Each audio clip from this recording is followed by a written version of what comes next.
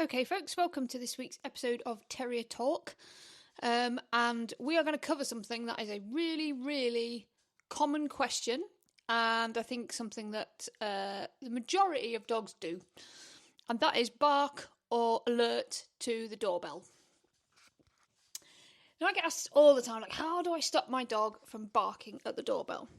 Now, there's a couple of things here that I'm going to cover, and a couple of reasons why you would or wouldn't want to stop your dog from doing this. So, firstly, as I've already said, most dogs do this, right? Like, I can't think of a client's door that I've knocked on in the last 5 years where the dog hasn't barked, or at least made some sort of sound. Obviously, I'm, going to dogs that are needing training and help, but I still think the majority of dogs do this in some way, shape or form. It's a normal behaviour. They're just alerting you, okay? They're just letting you know that there's something there. Why? Because they have a history and a pattern of knowing that that's an important thing in the household, because every time the doorbell goes or somebody knocks on the door, the humans get up, take notice, something happens, parcels arrive, people come in, whatever it is, something of note happens in the house, and that is essentially the cue for it, okay, that doorbell going. So it's totally normal that it becomes exciting for your dog.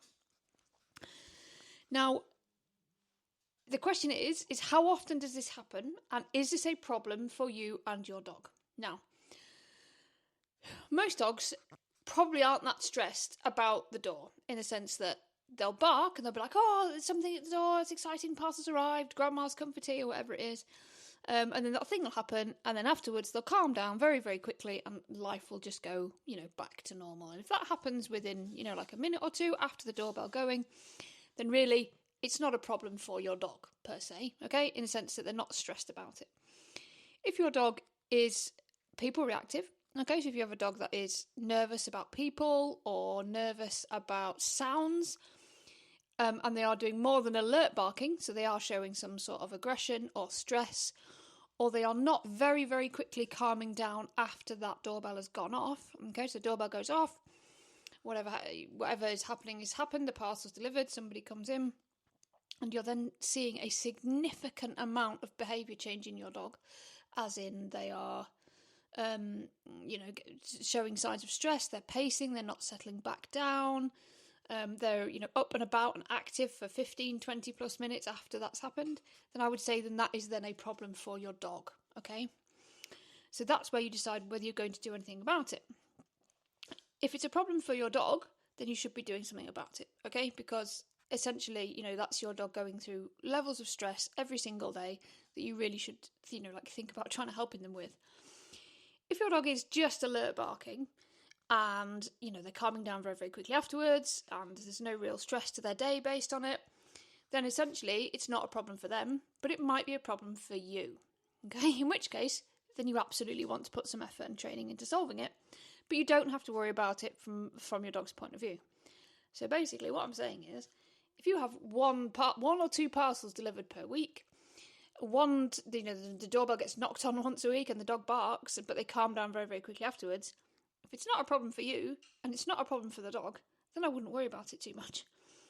So that's really what I'm thinking about really when I'm looking at this problem. Is it a problem for the dog? Then yes, I really need to fix it. Is it a problem for me? Then yes, I need to put some training into it. Is it not really a problem for either of us? Then I probably don't need to worry about it too much.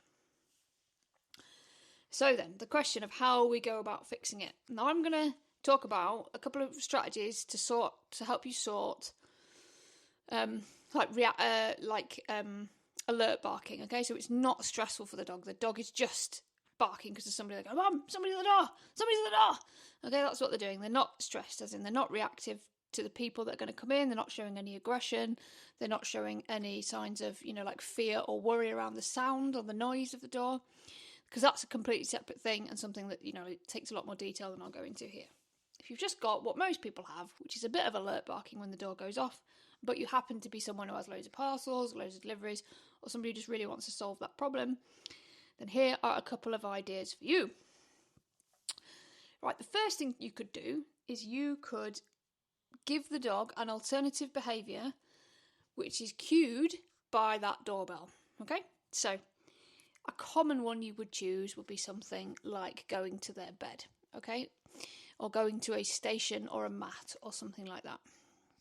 So every time they hear the doorbell or the knock or whatever the particular cue is, they then perform that behaviour, okay? So basically, it's just like you saying sit, except instead of saying sit, it's the doorbell that does the cueing. Or like if you had a whistle recall, it's the whistle that is the cue for the recall. You're just going to make the knock on the door the cue for a different thing, okay? Now you're going to pick the behaviour that you want the dog to do. Based on that, I mean, you could go as easy as or as simple as something like just sit. So as soon as that doorbell goes off, the dog goes into a sit. I would say that a common one or a good one that's both practical for, like for the actual door being open, is to have some sort of mat or station set up somewhere suitable in your house, and that doorbell to become a cue for them to go and sit on that mat, right? And I've seen people do this where they teach the dog to go into their crates, or teach them to go into an understairs cupboard. I saw once. Something along those lines, because not only then does it solve your barking problem, it also puts the dog somewhere nice and safe, so that if you open the door for the parcel delivery, they're not shooting out the door, or that sort of thing. And what you're going to do is, first of all, you're going to teach that alternative behaviour, okay? You're going to teach them how to station on this mat, or teach them how to sit or down or jump up on a sofa or whatever it is you want them to do when the doorbell goes off. So you're going to have to teach that. Then all you're going to do is do a process called new cue, old cue, okay? So your current cue for that behaviour might be to say mat or place or whatever it is. And then you're just going to take either the knock on the door or the doorbell. If you've got one of those doorbells that you can remotely activate, that's perfect. If not, you might want to record the sound of the knocking so that you've got it and you can play it repeatedly. And you just do new cue, old cue, okay? So you set your doorbell off. Now, if your dog's currently reacting to the doorbell, there's a couple of ways to reduce that.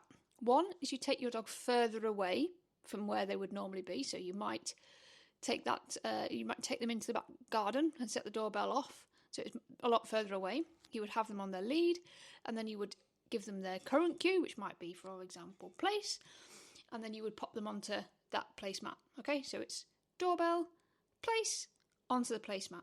Okay, making sure that you've got some management in place so the dog isn't, like sodding off to react at the front door. That's what they're currently doing when the doorbell goes off, okay? And you can achieve that with a bit of distance and using some management like the lead. And then you're just going to practice that until when the dog hears the doorbell, you don't have to say place anymore, because they've associated the fact that the place always comes after that doorbell. So your new cue and old cue have both now worked for that behaviour, and the dog's doing it. And then all you have to do is practice and take that behaviour closer and closer to the doorbell and put it under more and more difficult conditions, if you like. So you might practice it when the dog is running around, you might practice it when they're asleep, all that sort of thing, so that you have now got a dog that as soon as they hear the doorbell, they go, instead of barking, they go and jump to their new behaviour, whatever it is, going to a placemat, and then they get a nice big reward for it, okay? That's your first alternative. That's your first kind of like way to deal with the problem. Your second way is just to go through a process of desensitization, okay? And that is just getting your dog used to the doorbell going off and not having a reaction to it. So what I would do is I would provide the dog with something that they are motivated to do, okay? So usually this is where your things like your licky mats and your Kongs and your snuffle mats are actually really useful. Because I would take the dog again a reasonable distance away from the doorbell or the knock or whatever it is. I would give them this interesting activity to do that they're likely to want to stick with. And if they don't think they'll stick with an activity that's like static, that's like like something that they're involved in, like a licky mat or a snuffle mat, then you might be engaging with me in some way, and then I would have the doorbell go off. Okay, I would make sure that they stayed engaged in the thing that they were doing at that point. Okay, so that the thing that they're doing starts to override the sound of the doorbell, and that behaviour that they are doing currently, which is running to the front door and going back, it starts to fade away. And again, then you're just into a process of practicing and putting that behaviour under more and more challenging situations. So you might do that 2-3 times a day, and then you would move it closer and closer to the door, and then gradually put it under more and more difficult, situations where the door went off. Now, the problem with doing things like desensitization is that basically what you're relying on is that the doorbell becomes boring, right? Because it just goes off. I mean, you could just go down the road of doing nothing whatsoever and just setting the doorbell off consistently. You just sit there, you press the doorbell, dog goes mental at the door, you wait for dog to calm down, You set the doorbell off again, dog goes mental at the door, and you do that 10, 15, 20 times throughout the evening. Eventually the dog's like, oh, nothing actually happens when the doorbell goes off, okay? By using an alternative thing for them to do, like a snuffle mat or whatever, you'll just make that process easier, right? By giving them something else to do at the same time. But it's basically the same thing. Now, the problem with desensitizing them is that at some point you will stop doing those consistent repetitions of the doorbell, right? And what happens often with a terrier type dog, or a dog that is like what I call like the eternal optimist, is that eventually, like this might last for, a couple of weeks, and the doorbell's, like not interesting anymore. Oh, that's boring, I heard it 10 times yesterday. Or that's boring, I heard it 5 times yesterday. That's boring, I heard it 3 times yesterday. Oh, that doorbell is a bit interesting, I've only heard it once today. Oh, that doorbell's really interesting, I've only heard it twice this week. And that gradually your dog will resensitize to that doorbell. Again, because you will stop doing the boring repetitions and the exciting repetitions will come back. So which road I'm going down in terms of like the alternative behaviour or the desensitization is going to be based a little bit on my dog's personality. Are they likely to resensitize? I know my terriers absolutely would. I could spend like a week or two doing desensitization with them, and as soon as I stopped, they would resensitize to that doorbell again. Or you have to keep up the reps. You have to set your doorbell off 5 times a day, every day, just to keep your dog desensitized to it. Or whether I teach my alternative behaviour. Now, my alternative behaviour, in theory, should work if my doorbell's only going off twice a week, right? As long as I've trained it, and I've practiced it and proved it, and it's good. Right, it should continue to work. So that's my decision, that's where I would decide which one am I going to do. Am I going to teach an alternative behaviour? I'm going to desensitize the dog. And to be honest, there's nothing stopping you trying desensitization and see if it works, because you potentially don't want your dog jumping up and running to a placemat like a maniac every time the doorbell goes off. In an ideal world, they wouldn't do anything, would they? They'd just stay in their bed or chill. And see if it works, and then if it doesn't, you could try teaching, your alternative behaviour. So that's kind of like my 2 ways to deal with this problem. First of all, I'm always thinking, is this a problem I actually need to deal with? Like, does it actually matter that much? Is all of this effort that I'm going to put into training to stop my dog from barking at the doorbell twice a week really worth it? Probably not, depending on, like that. But if it really is a problem for you personally, then of course it is worth it. And is this a problem for my dog? If it is a problem for my dog, are they showing reactivity? Are they showing stress? Are they showing, like worry and fear around this thing? Then I definitely need to look at fixing it. And really, desensitizing or teaching an alternative behaviour isn't necessarily the answer here. It might be part of the picture, but it's definitely not all of it. But if I've just got a dog's alert barking, rah, rah, rah, rah, rah, alert barking, it's a short little bark, rah, rah, rah, rah, rah, or getting excited, like squealing a bit, then I'm going to go down one of those 2 routes. I'm going to teach my alternative behaviour, or I'm going to desensitise the dog. And that's it. That's how I would deal with the doorbell. And again, if you've got your doorbell going off every day, then lucky you. Lots of parcels on the way and lots of friends dropping around, and that's fantastic. And as always, if you've got any ideas or anything you'd like me to speak about, this one I've been asked a couple of times now, then please do drop me a line through any of the normal means, and I will cover your behaviour and training questions as well as I can within these short little podcasts. So thanks again, guys, and I hope you stick around for next week.